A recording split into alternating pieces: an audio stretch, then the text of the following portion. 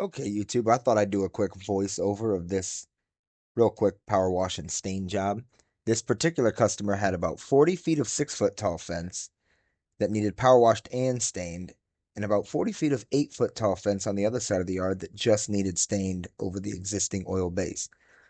I went ahead and used my gas-powered pressure washer on this one instead of my electric because with existing water-based stains, they can sometimes be real stubborn. So I hit it with the 3400 PSI gas power washer. I'll put a link to a video above where I compare my gas and my electric power washer and dive into the strengths and weaknesses of both.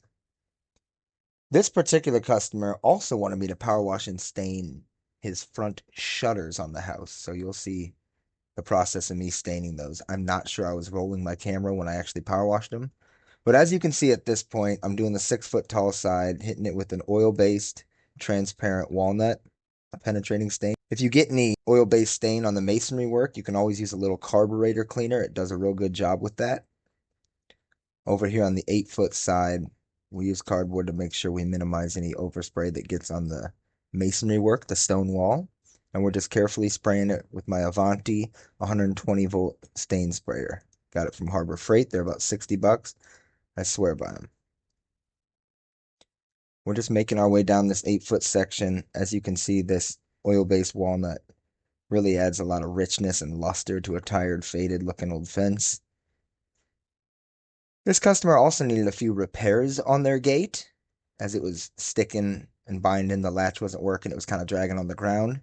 So I'm going to make a separate video about how to make that scab rail repair to the gate hinges. But as you can see, we do the inside and out of both front facing road sections.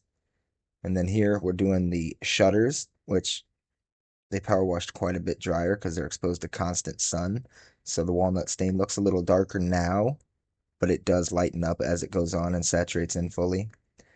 So if you got anything out of this video, or maybe you learned something, or maybe you just found it enjoyable, I've resolved to make at least 100 YouTube videos before I assess my progress. This is about video 15. So go ahead, hit the like button, subscribe to the channel, and I'll see you on the next one. I appreciate your time.